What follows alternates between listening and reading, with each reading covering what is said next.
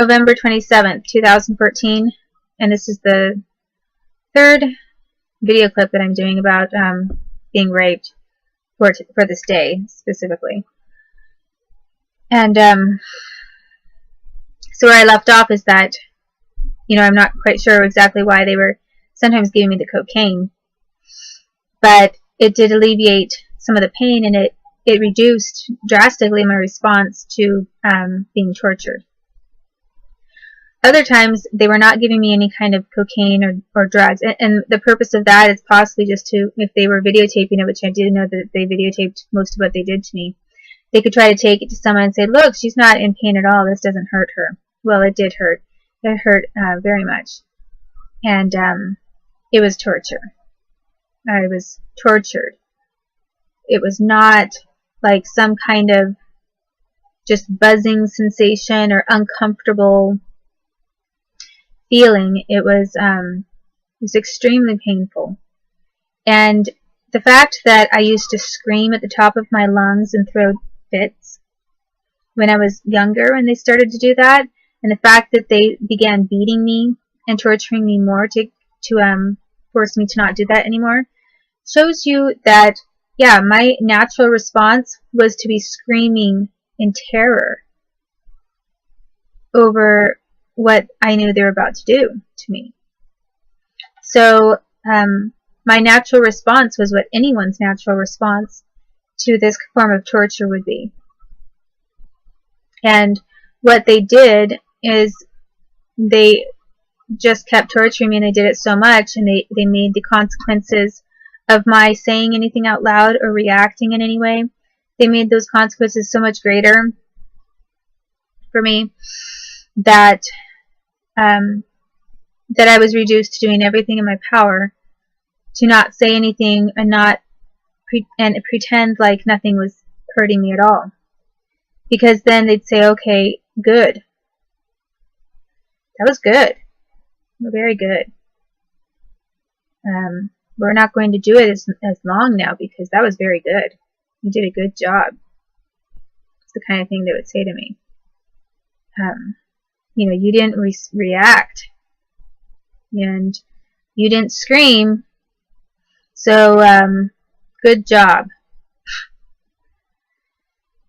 And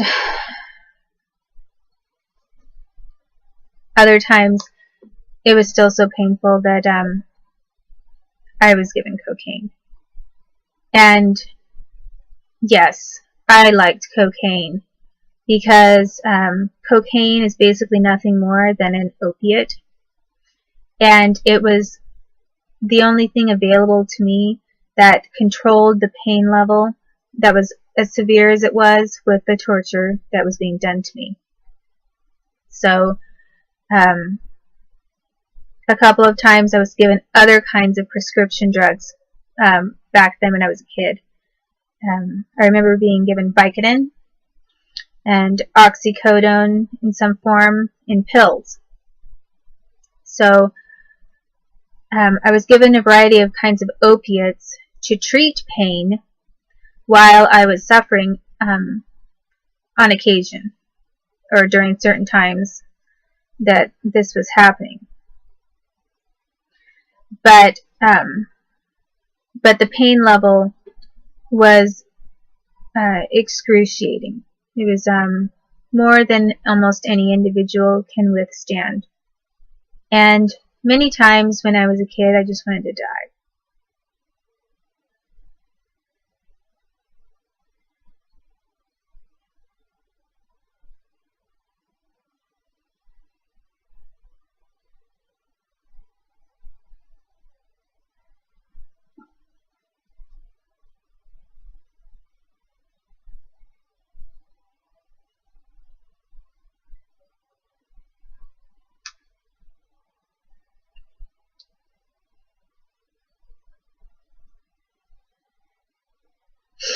So, some of the other offices that they practiced this form of torture against me at were medical offices. And included doctors. And also dentists. And I think that they use the dentist. It doesn't really make too much sense why a dentist. But I think they used the dentist because later those same dentists were involved in putting highly electroconductive reactive fillings into my teeth. That made it easier for me to be tortured specifically to my teeth to cause tooth pain. So basically they would later, when I was older, they were blowing out bits of my teeth. If I talked, they'd tell me to shut up. They said, "You're going to keep talking?" They'd start turning up this level of torture to my teeth. And they were using dentists that work for the government to facilitate what they wanted to be able to do by torturing me in that area of my body. So, so some of the rapes occurred in dental offices as well. And then they basically got these dentists secured in confidence to not say anything about what they'd done to me and to continue working for the United States government and torturing me. Because those dentists definitely did not want to get caught, first of all, for being participants in raping me as a little kid. So then it was convenient for them to go along with torturing me and then saying I just sounded crazy. And I didn't have any reason to think that I was being tortured when it was just natural dental problems. So, it wasn't just beautician chairs in military places, in prisons, and in cop headquarters. It was also medical offices, and with doctors that were involved in government torture, Nazi experiments, and dentists. And there are many more of those kinds of individuals in this country that are willing to torture kids than anyone knows. It's very bad. So basically, when with the milk for blowjobs, how that began to develop is that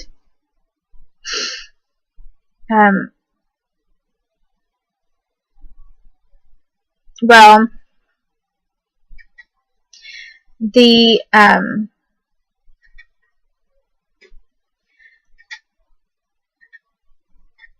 I don't really know how to describe it. I don't know how to make it more real for you to understand. If I just say, "Oh, I was just tortured so many times," that really does not give you a picture or a feeling or an idea. It doesn't give you some sort of a how can you or anyone relate to that and really get a grip or grasp on what that means? Even if I say I was tortured every day and give it more of a definite example of how often, it still just sounds so out there. It's like when you get into these really high numbers that you're dealing with sometimes with money. And when you start getting into the trillions and whatever, and you see the government debt counter, flipping another coin, rolling more and more money into debt, it just looks like a big number, and you kind of get lost. Like, what does that number really look like? What does it mean? It's like the number sometimes is so big that it's hard for regular people who deal with $20s and $100 bills every day to really understand how to wrap their mind around the reality of a very large number. And in the same way, it's very hard for most people to understand the reality of how bad this torture and sex abuse of me has been. And it's really, I think, hard to get someone to empathize or to feel for what I'm talking about when it's so far out of their realm out of their own realm of living or reality. But it went from this constant,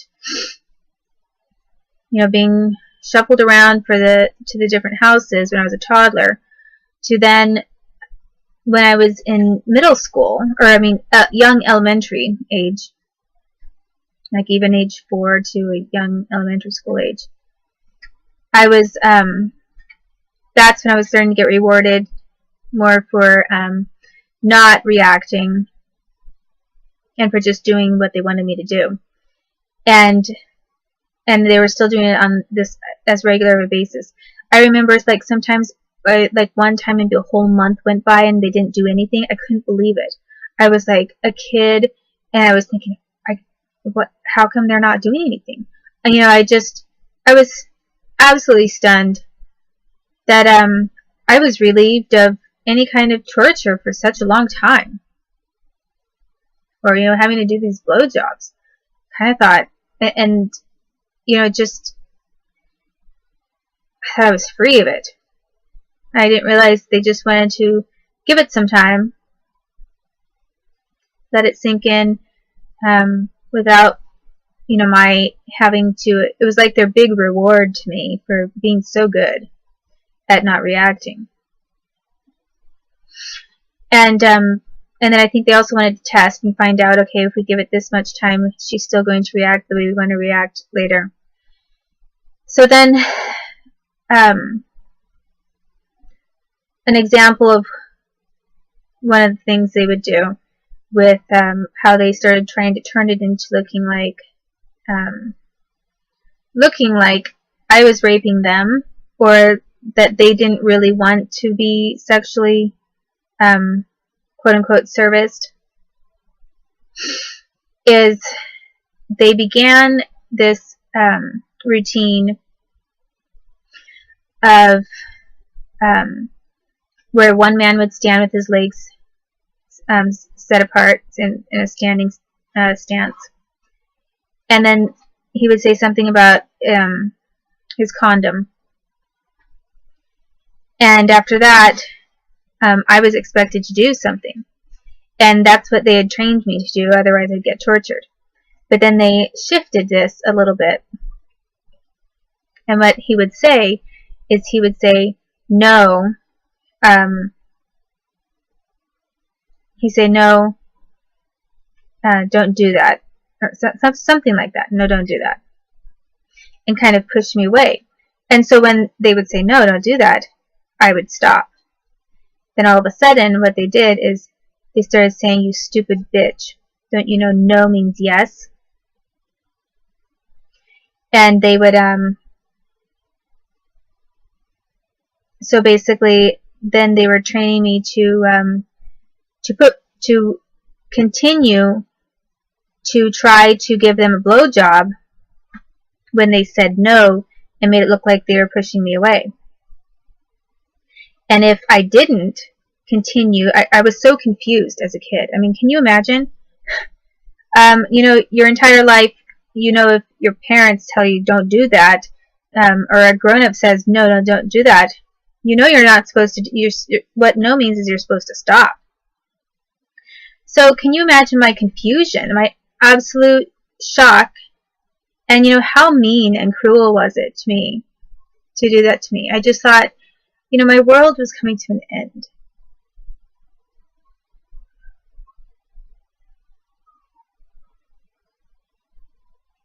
Because everything that was true was false.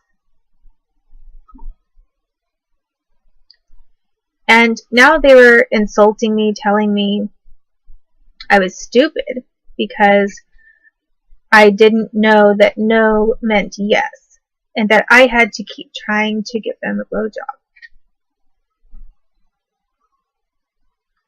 So they began working with me on that for a very long time, and they were torturing me. They put the electrocution head brace on my head. And I'll give you an example of one of the men who was involved. Is Forrest Tanzer. He's co-owner or was co-owner of Iron Horse Winery with Joy Sterling.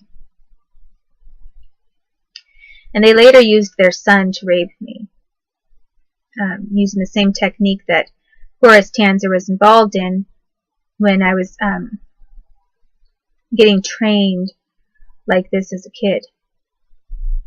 So I was getting beat up, I was getting bloody noses, like they were punching me in the nose and the face.